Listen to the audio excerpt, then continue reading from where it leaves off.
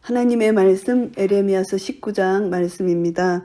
여호와께서 이같이 말씀하시되 가서 토기장의 오지병을 사고 백성의 어른들과 제사장의 어른 몇 사람을 데리고, 오지병은 이제 목이 좁고 오짓 물을 발라서 구워 만드는 것으로 윤이 나는 병이라고 합니다.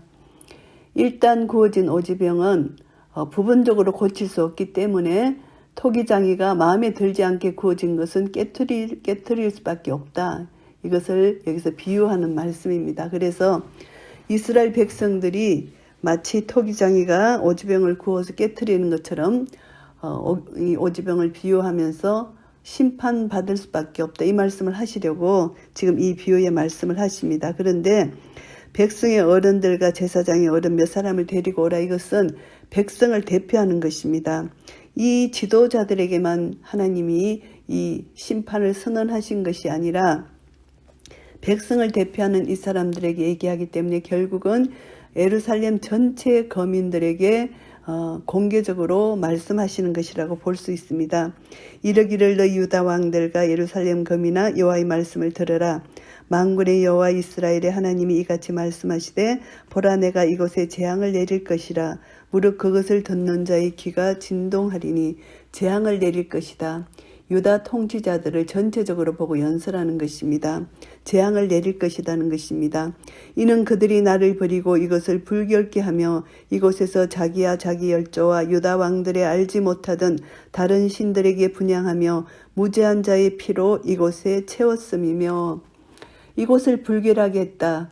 하나님을 예배하는 성전을 이방 문화, 이방 종교로 변질시켰다는 것입니다. 이제 이것이 이스라엘 땅인지 이방 땅인지 구별이 되지 않는다. 이것이 불결해졌다. 내가 거룩하니 너희도 거룩하라. 거룩한 백성으로 불러주셨는데 이 유다 백성들이 이제 불결하게 되었다. 거룩하지 못하게 되었다는 것입니다. 또 그들이 바알을 위하여 산당을 건축하고 자기 아들들을 바알에게 번제로 불살라 드렸나니 이는 내가 명하거나 말하거나 뜻한 바가 아니니라. 바알을 위하여 하나님의 언약을 이들이 파기하고 이제 바알을 위하여 이들이 인신제사를 했다는 것입니다. 인간을 제물로 잡아서 인신제사를 했다는 것입니다. 이것이 그 당시 중동 지역에 널리 퍼져 있는 그런 풍습이었습니다. 이스라엘에게는 처음부터 금지되어 있는 것입니다. 창세기 22장 1절부터 19절까지 우리가 참조해 보면은, 그런데 아하스 왕 때, 므낫세 왕 때 이 당시에 이 악한 왕들이 이방 풍습을 쫓아서 인신 제물을 했는 것이고요. 인신 제사가 철폐되는 기사가 요시아가 이제 종교 개혁을 할 때 그 열왕기하 23장 10절 말씀에서 나옵니다. 그래서 이것을 보면은 하나님의 백성이 여호와의 유일신을 섬기는 절대 주권에 대한 거부 행위를 하는 것입니다. 하나님을 정면에서 도전하고 모욕하는 행위를 하는 것이 인신제사입니다. 이들이 이런 악한 일을 저질렀다는 것입니다. 그러니까 하나님은 유다를 심판하지 아니할 수가 없는 것입니다. 그러므로 나 여호와가 말하노라. 보라, 다시는 이곳을 도벳이나 흰놈의 꼴짝이라 칭하지 아니하고 사륙의 꼴짝이라 칭하는 날이 이를 것이라. 도벳, 흰놈의 꼴짝이가 이제 사륙의 처소가 됐다는 것입니다. 내가 이곳에서 유다와 예루살렘의 모계를 무욕케 하여 그들로 그 대적압과 생명을 찾는 자의 손의 칼에 엎드러지게 하고 그 시체를 공중의 새와 땅 짐승의 밥이 되게 하며, 이제 이곳에서 이제 그들이 생존을 위해서 노력하며 애쓰는 모든 계획과 그들의 모든 어떤 노력, 이것을 하나님께서 다 무너뜨리실 것이다. 무욕케 하신다. 그래서 그들은 공중의 새와 땅 짐승의 밥이 되게 한다. 죽임당한 시체가 가득할 것이라는 것을 말씀하고 있습니다. 이 성으로 놀람과 모욕거리가 되게 하리니 그 모든 재앙을 인하여 지나는 자마다 놀라며 모욕할 것이며, 그 성이 비참한 광경을 여기서 나타내고 있습니다. 그들이 그 대적과 그들의 생명을 찾는 자에게 둘러싸여 곰핍을 당할 때에 내가 그들로 그 아들의 고기, 딸의 고기를 먹게 하고 또 각기 친구의 고기를 먹게 하리라 하셨다 하고, 이제 그 아들의 고기, 딸의 고기를 먹게 한다. 친구의 고기를 먹게 한다. 이건 엄청난 저주의 결과입니다. 이 저주의 결과 예루살렘 거민들은 자기 자식의 고기를 먹게 될 것인데 서로 잡아먹는 것입니다.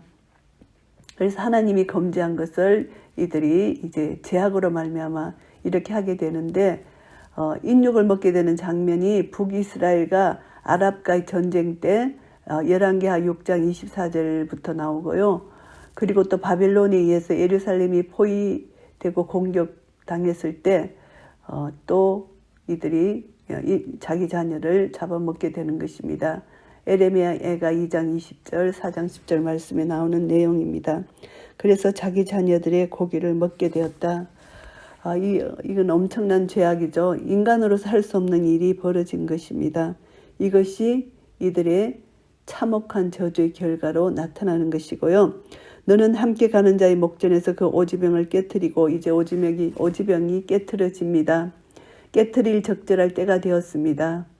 그래서 에레미야에게 있어서는 그 항아리를 깨트리는 것이 여호와로부터 말씀이 주어진 말씀과 똑같은 상징적 행위입니다. 그래서 하나님이 깨트리라는 깨트리면 예루살렘 멸망에 대한 선포가 상징적 행위로 나타난 것입니다.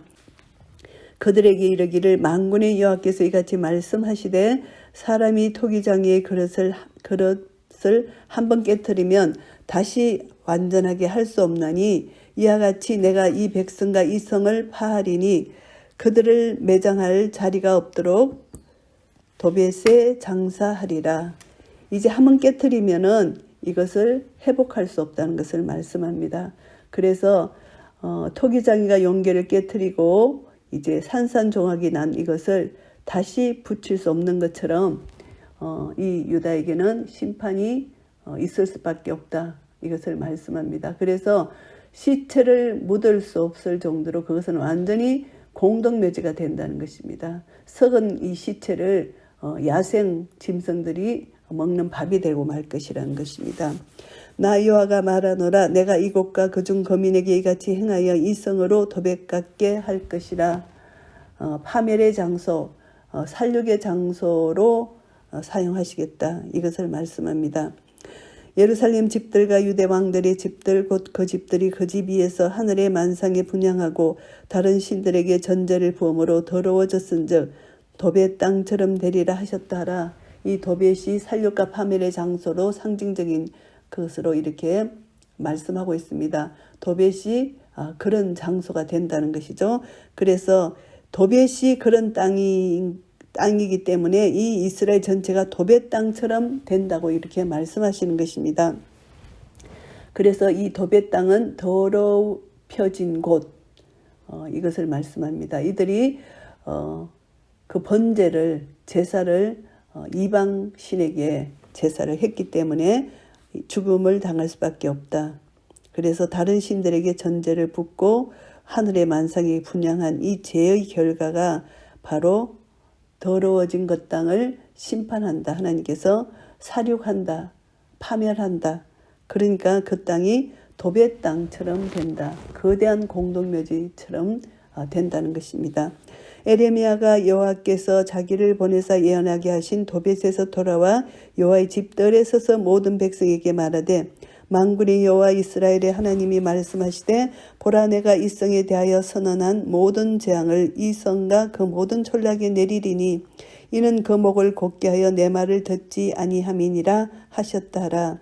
하나님이 말씀하신 그 말씀이 이 성에 내려진다는 것입니다. 모든 재앙이 이 예루살렘 성 유다 백성들에게 내려지고 모든 촌락에게 내려지는데 그 이유는 이들이 목을 곧게 했다. 이것은 하나님 말씀을 듣지 않았다는 표현을 이렇게 합니다. 말을 잘 듣지 않는 멍에매기를 거부하는 항소로부터 취한 언유법입니다. 그런데 이 백성이 하나님 율법, 하나님 말씀대로 사는 것을 완강하게 거부하고 스스로의 자기 정욕, 자기 생각, 이끄는 대로 그냥 쫓아가고 살아가는 것, 이것을 하나님께서 목이 곧은 백성이라고 표현을 합니다. 그래서 결국 이들의 죄악은 하나님 말씀에 불순종하고 자기 뜻대로 살았기 때문에 이 심판은 완전히 살육의 죽은 시체들로 가득한 그런 심판입니다. 오지병을 깨트리는 그런 심판의 비유입니다. 19장 말씀을 정리하겠습니다. 1절부터 9절까지는 유다의 범죄 상황입니다. 토기장이 집에서 진흙으로 만든 옹기를 사고 장로들과 제사장들을 모은 후에 흰놈의 골짜기로 가서 하나님의 말씀을 선포하도록 명령받은 에레미야입니다. 그런데 그들이 이제 우상 숭배로 인하여 하나님의 심판이 임할 것이다. 에레미야가 선언을 했습니다. 살육을 자행했던 높은 산당이 자리 잡고 있는 골짜기, 그들이 살육의 골짜기로 그것이 바뀌게 될 것이다. 그들이 우상 숭배한 골짜기가 살육의 골짜기로 바뀌게 될 것이라는 것을 선포하고요. 그리고 다가오는 재난을 구체적으로 묘사합니다. 백성들이 바벨론 앞에서 칼로 쓰러질 것이고 그들의 시체는 새들과 짐승들의 먹이가 될 것이라는 것을 선포하는 그런 내용입니다. 10절부터 15절까지는 이제 하나님의 심판 선언이 어떻게 나타나냐 하면은 유다 백성들에게 더욱 극적인 메시지를 전하기 위해서 에레미야로 하여금 오지병을 깨트리도록 명령을 하십니다. 이 오지병을 깨트리는 것은 상징적인 행위입니다. 하나님 말씀이 선지자에게 직접 이제 말씀으로 전파된과 동시에 동일한 효력을 발생하는 상징적 행위입니다. 그래서 이제 오지병을 깨트립니다. 이것은 이제 다시 회복할 수 없다는 것. 하나님께서 아무런 희망도 없는 유다 백성들을 철저히 멸망시키겠다는 것을 시청각적으로 보여주시는 내용입니다. 이들의 죄악은 하늘의 만상에게 제사를 했다는 것입니다.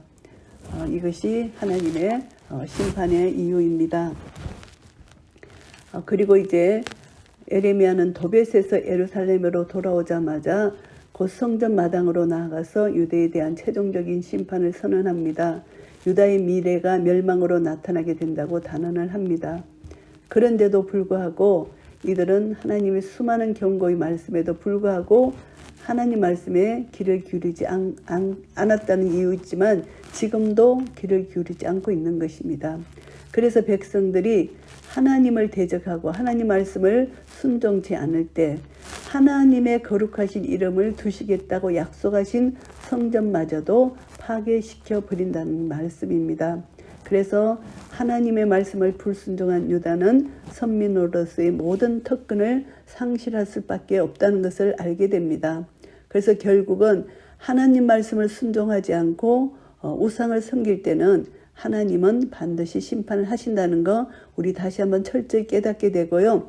하나님을 예배하는 자는 신령과 진정으로 예배하라고 말씀하십니다. 하나님은 지금도 참 예배자를 찾고 계십니다. 그런데 우리의 마음속에 하나님을 의지하지 않고 다른 것을 의지하는 것, 이것이 우상 숭배라고 볼 수가 있습니다.